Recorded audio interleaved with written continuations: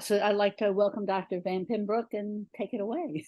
Mm, thanks so much. Actually, can I share my screen? I'll make you a co-host, Okay. so you can. It's really great to see so many faces that I haven't seen for so long. Mary Kay, I haven't seen you forever. Hi, Tamar, hi. I really am very, very happy to speak to you all. I did invite Carly, Dr. Friedman, to join us because most of this information is very much, her baby. Mm-hmm. A second. But she is in Seattle on the West Coast, and it's 7 a.m. there. So she said, have a good time. Say hi, everybody. Sleep is important. So this presentation, a lot of the information that I'm going to be talking about is information that you all know very well. I mean, you've all written on it, you've lectured on it, but I'm just going to kind of wrap it together and talk about how Carly and I have measured ableism in different communities, and the implications for how that measurement, how those outcomes might be played out when it comes to healthcare. So I just wanted to start off by letting folks know that I am a white-skinned individual that identifies as being a female. I have shoulder-length blondish, grayish hair, and I am wearing a Rush sweatshirt, and I'm in my home office sitting in front of a sage green wall with a bookcase in the background. And I'm just going to really start off with one of my favorite definitions of ableism. I think it's important that we all come from the same spot when we're talking about what ableism is. And to start off, this is I'm going to provide an image description of T.L. Lewis. This is a dark-skinned person with short black hair, wearing a green colored shirt and black blazer. T.L. is at a podium, glancing to the side and smiling. And their definition of ableism is that it's a system of assigning value to people's bodies and minds based on societally constructed ideas of normalcy, productivity, desirability, intelligence, excellence, and fitness. And this is their 2002 definition. Tail goes on to state that you do not need to be disabled to experience ableism, because ableism evaluates and assigns value to people based on their divergence, whether actual or perceived, from constructed ideas of normality, intelligence, wellness, excellence, beauty, and reproductivity. Ableism is embedded in really every oppression, and disability is one of the most fluid and complex marginalized identities that exists. Exploring ableism can help us really understand that marginalization and discrimination of all the different communities and groups. And having a method to measure ableism is key to better understanding it in order to begin to impact it. So ableism is really one type of prejudice, right, that exists in society. Often prejudice has been thought of in really one of two ways. You're either prejudiced or you're not.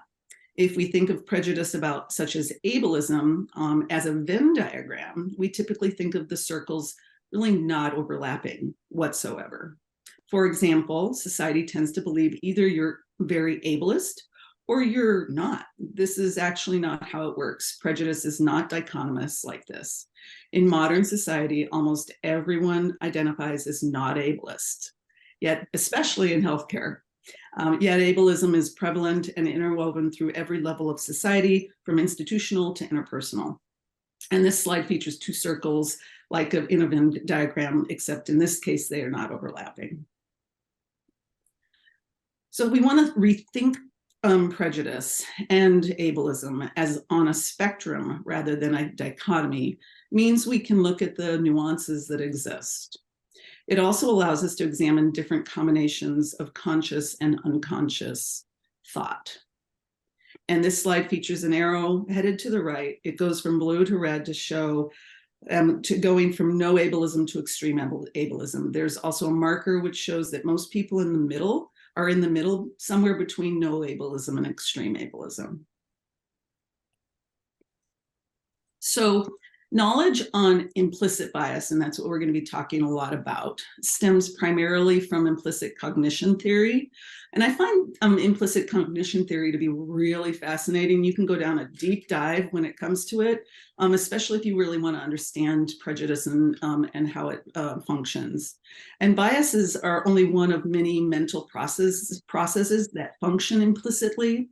Other implicit cognition functions include implicit memory, implicit self-esteem, and implicit self-concepts. So, for example, we can imagine or we can examine implicit memory and how it informs our beliefs and our behaviors. And I'm just going to use my own personal example. If we, even though we may not recall an incident, our behavior can be influenced by our experiences. So if you have a fear, like I do, of really large spiders, it may be that as a young individual, you had some negative experience involving spiders that really lays the foundation of this fear and informs your behavior, that you get anxious and withdraw, maybe scream a little bit when you see a spider. The science and research of implicit cognition suggests we do not always have conscious control over processes of social perceptions, impression formation, and judgment that impacts our beliefs and our actions. Implicit cognition theory also emphasizes that implicit attitudes can be positive or negative. They can be favorable or unfavorable. And importantly, there's really strong evidence that explicit biases toward many marginalized communities have reduced over the last decade. But this is likely due to decreased public and social tolerance of discrimination, prejudice, and our increased understandings of politically correct responses on explicit surveys. So additionally, we also know and must really acknowledge that many people may actually really believe that they're not biased, and in their heart they believe they don't discriminate, but still hold unconscious or negative implicit attitudes. So stereotypes, negative attitudes, and prejudice and biases develop over time and operate really at different levels. Conscious or that explicit attitudes, and unconscious or implicit. Explicit bias represents that conscious attitude that results in deliberate, calculated behaviors. Some people relate this to kind of like the slow thinking, when you have the opportunity to really reflect on what you should do or how you should behave. They're traditionally measured via self-report, such as in questionnaires, and people may feel pressured actually by social norms to conceal their biases, or they may just kind of wonder, wow, I'm somewhere in between. And they may be really unaware that they hold biased attitudes. So there are really concerns with these explicit measures and that they do not capture a wide enough of range of attitudes of people. This may be especially true when it comes to topics where it's socially undesirable to have negative attitudes, such as against people with disabilities. And I want you to really hold on to that when it comes to thinking about our own experiences as a healthcare provider when it comes to interactions with people with disabilities. Implicit attitudes relate to that automatic cognitive processes, that fast thinking. Since our brains have finite power to process information, we tend to group things to help us process information quicker. In the case of people in groups and out groups. These processes are triggered by external cues and reflect associations between attitudes and concepts. And when I say implicit is unconscious, it's because it's unconscious to the person that's holding these attitudes. It's not necessarily unconscious to the targets of their prejudice. People's explicit and implicit attitudes do not always align because explicit and implicit attitudes operate differently. And because they are measured differently and can be independent of one another, any individual's combination of explicit and implicit biases can be organized into 4 different categories. And this is what a lot of the work, this is Carly's dissertation, this is really the foundation of a lot of the work that she's done. So this slide features a table grid showing the 4 different prejudice styles and how they fall in terms of low and high attitudes. People with high explicit and high implicit attitudes are symbolic ableists. People with high explicit and low implicit attitudes are principled conservatives. People with low explicit attitudes and high implicit attitudes are aversive ableists. And finally, as the name indicates, people with low explicit and low implicit prejudice are truly low prejudice. So I want to talk a little bit more about each of these styles and how they look and what they mean. Does anybody have any questions right now? Yes. Can you hear me? Okay. I do have a quick question. The use of the term symbolic, aversive, principled, conservative, and truly low prejudice. Does this come from Carly, or does this exist? Has this existed before you've done this work? So, and I'll talk a little bit about that more. There's research within other areas, mostly racism research, that talks about symbolic racism and principled conservatives when it comes to racism, aversive racist. So a lot of this language is directly translated from research that comes from racist research. Gotcha. Okay, thank you. That's very helpful. Good, thank you. Thanks for asking. Okay, so to go a little bit deeper into it, people with high explicit attitudes and low implicit attitudes are principled conservatives. Principled conservatives value abstract conservative ideas, which causes them to dislike policies that stray from societal tradition. However, research indicates principles are not consistent across people, and some principled conservatives apply and abandon their principles differently depending on group membership, such as one's race. Yes. Principled conservatism is related to ableism is significantly less common than aversive and symbolic ableism. So I'm not going to really spend a lot of time on this. And this is an area that is really in need of a lot of research. Actually, all of these are in need of a lot of more research. I actually think that this is a really intriguing community because some of my own research that looks at people with disabilities experiences interacting with healthcare providers has shown that I've had some research participants that talk about seeing the same provider in different contexts. So maybe like, let's say a nurse that's a floater that goes from one facility to another facility, and that they act much differently towards that person depending on the context that they're in. And I find that to be incredibly intriguing. So symbolic ableism or symbolic ableists have high explicit prejudice as well as high implicit prejudice. They have a real emphasis on work ethics, the pull yourself up by the bootstrap mentality. Symbolic ableists frame disability as an individualized problem. Largely there's an emphasis on overcoming. It really is grounded, this is very grounded in the medical model, and rehab professionals largely focus on this narrative.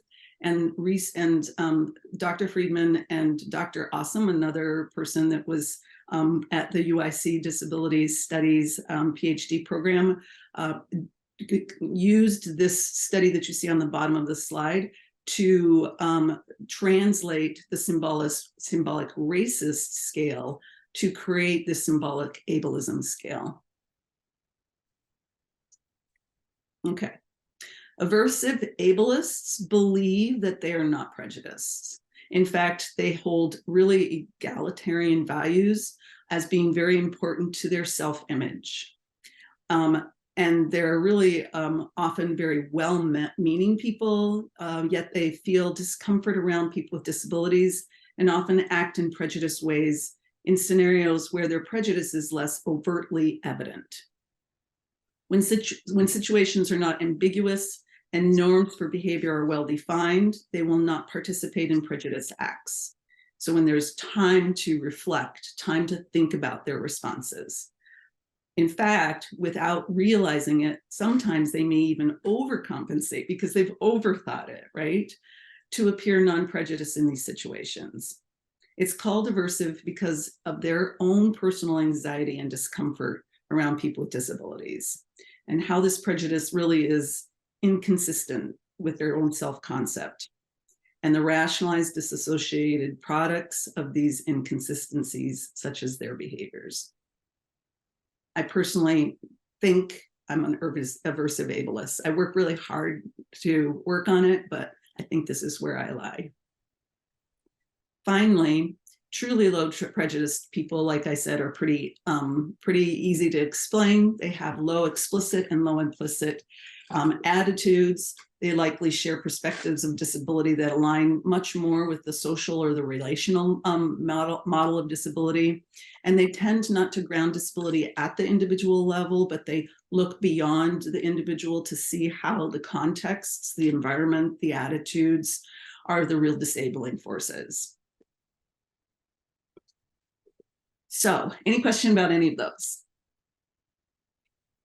I do note that Liz Madigan put in the chat that she thinks a lot of nurses are aversive ableists, and I would agree with that. It's the largest group of folks, and I'll talk about it a little bit more. But it is, and it's you know, I mean, it's important. The reason it's important to understand where you lie is because without understanding where you lie, you won't be able to start working on it, right?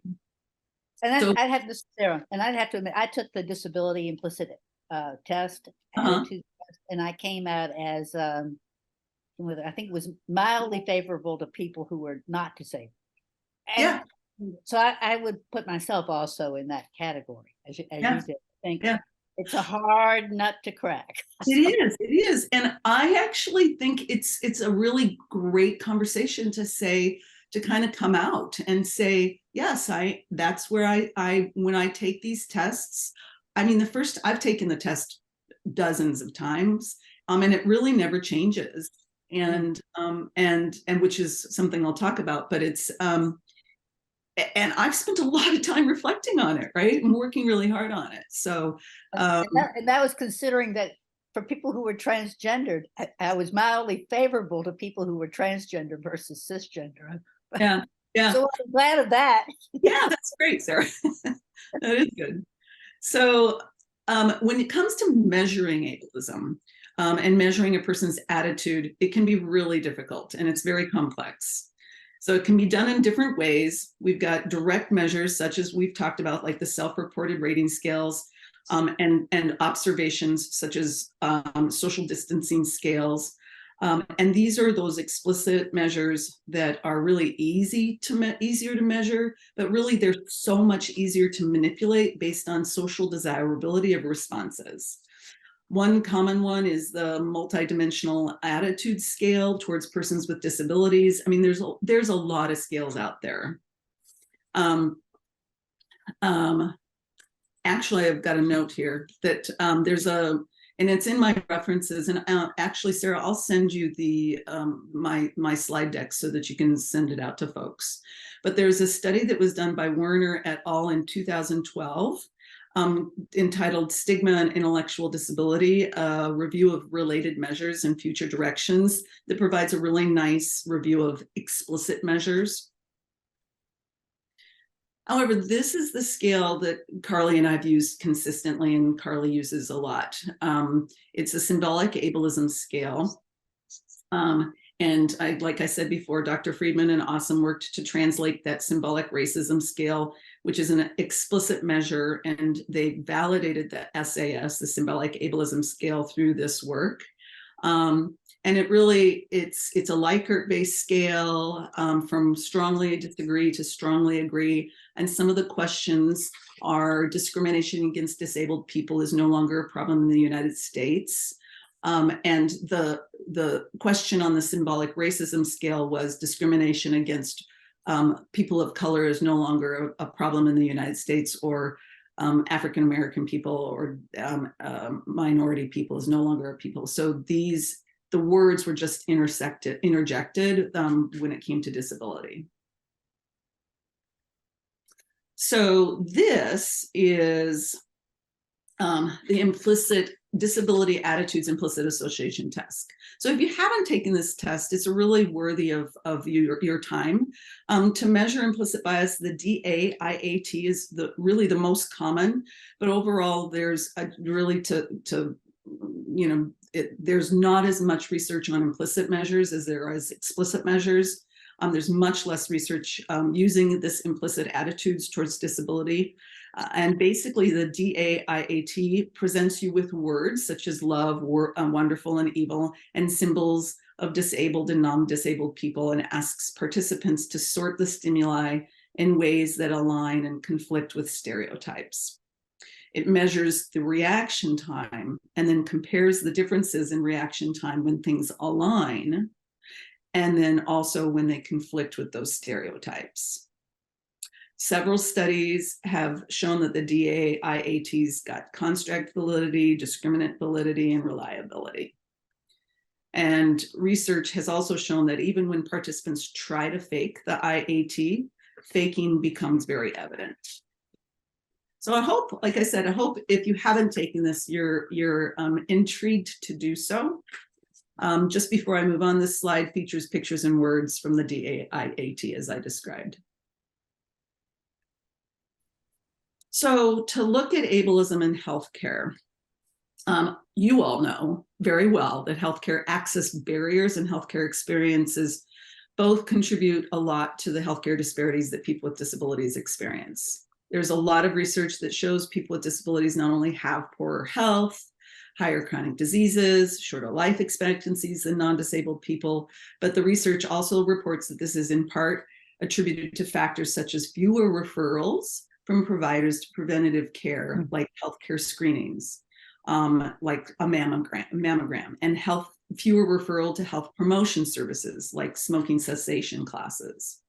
And despite being recognized as having disparate health access and health outcomes, it was just a few weeks, and not without a lot of fighting, right? That the NIH finally acknowledged this and added people with disabilities as a health disparate population. And that's after years and years of work by advocacy groups. Lots of them right here. And folks, this hopefully is a step towards increased policy research and funding to examine these more closely. But because of well-documented disparities and because disability bias is so prominent in society, we believe it's likely that healthcare providers also have biased disability attitudes, and that these inform these providers' behaviors and healthcare decisions, such as making a referral. So Dr. Friedman and I and another researcher partner, Dr. Heather Feldner, wanted to see what healthcare providers' explicit and implicit biases were. So using those two measures, what we saw explicitly, this slide shows the slide of healthcare providers' explicit attitudes. It shows almost 0% strongly preferred people with disabilities, almost 1% moderately preferred people with disabilities, 2.7% slightly preferred people with disabilities, 63.7% had no preference. So they knew how to answer explicitly, right?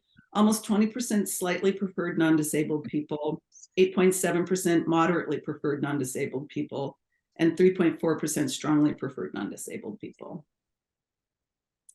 When we look at their implicit scores, though, this graph of implicit attitudes shows almost 1% strongly preferred people with disabilities, 2.1% moderately preferred people with disabilities, 3.7% slightly preferred people with disabilities, only 10.8% had no preference, 12.6% slightly preferred non-disabled people, almost 26% moderately preferred non-disabled people, and 44.2% strongly preferred non-disabled people.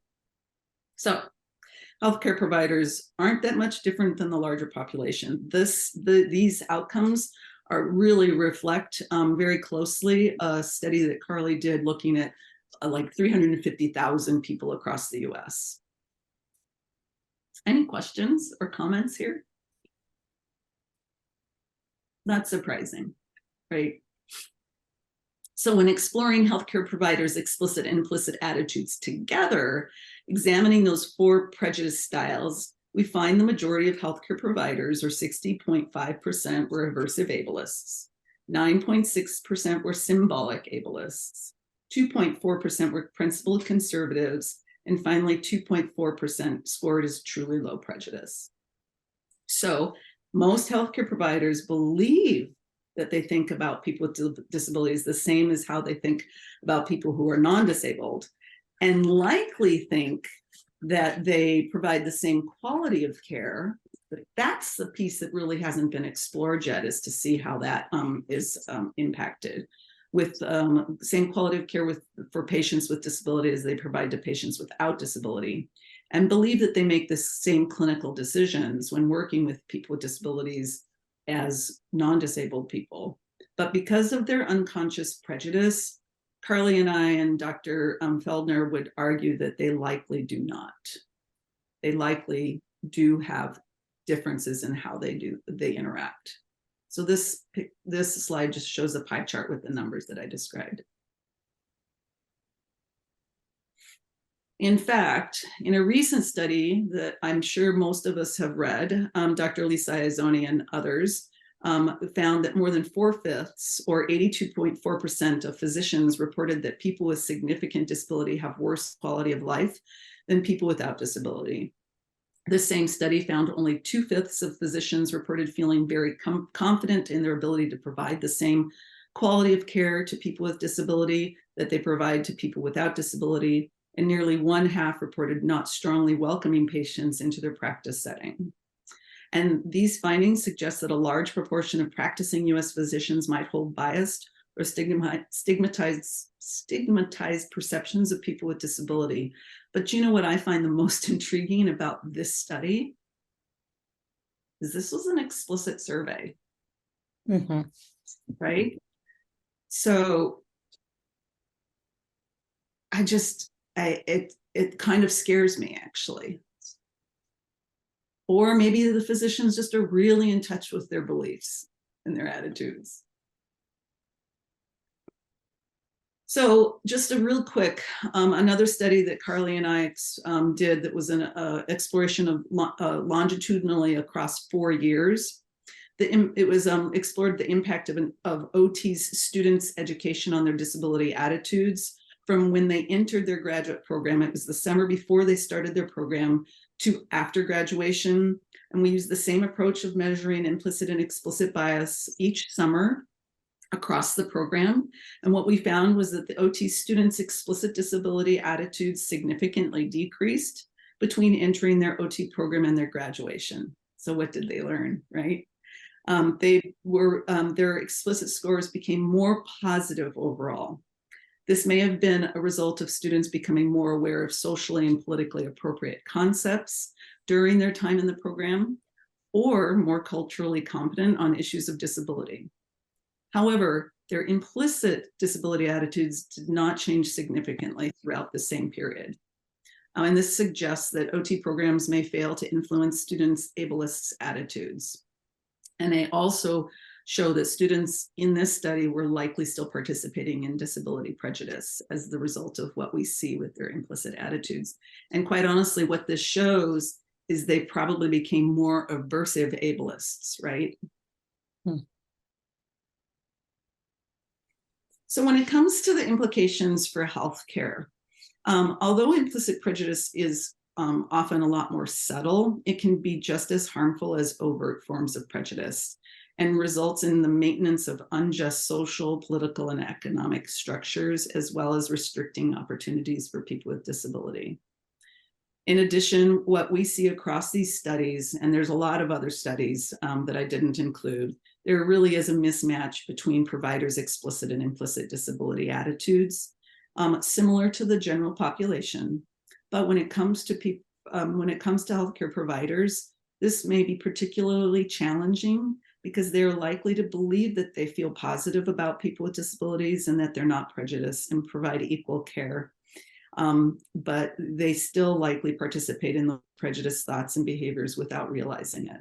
And so this is really the area we need to target, I think, when it comes to providers' behaviors, providers' clinical thinking, decision-making. And as I mentioned earlier, and I know all of you are very knowledgeable about, people with disabilities have significant health disparities due to the complex intersection of factors. And healthcare access barriers and inequitable healthcare experiences both contribute a lot to the healthcare disparities of the disability community. The findings of these studies using these forms of measurements suggest that it may be that implicit attitudes of healthcare providers do have a role in these modifiable outcomes. And I want to emphasize that one of the things is, in my own research, is that there really is, at least perceived by people with disabilities when interacting with the healthcare system, a term that the community themselves have described as the normalization of disability discrimination, that it's so normalized, those little micro inequities in care, like not being weighed across 20 years by not getting up on a table because no tables exist, that really is discrimination. It's disability discrimination in healthcare, but it's so normalized within the individual provider, within the system and the social structure, that it's not being identified as such, right? It's not being identified as discrimination against people with disabilities. And we know that people with disabilities are disenfranchised, marginalized, and socially oppressed, and are the largest but often unrecognized minority group because of ableism. And I think that nail needs to be hit really hard over the head, that it's because of ableism, similar to the fact that people of color are disenfranchised, marginalized, etc., not because of the shade of their skin, but because of racism. We know these forms of discrimination, and that's what they are often intersecting. And they're also social determinants of health, and social determinants of health can be acted upon if they're identified, acknowledging their impact, and addressed, but only with long-term and system-wide commitments. And failure to take steps to recognize individual and organizational disability discrimination, subtle or overt, will perpetuate the health outcomes of disabled people. So measuring disability, or measuring ableism, and having providers recognize where they lie in the style of disability, of ableist prejudice that they have, is one place we can start. So this slide shows two forms of reaching out to Carly and I. There's a laptop and a cell phone. You see my my email there. It's Laura_VanPuymbrouck@rush.edu. And Carly's is cfriedman@thecouncil.org.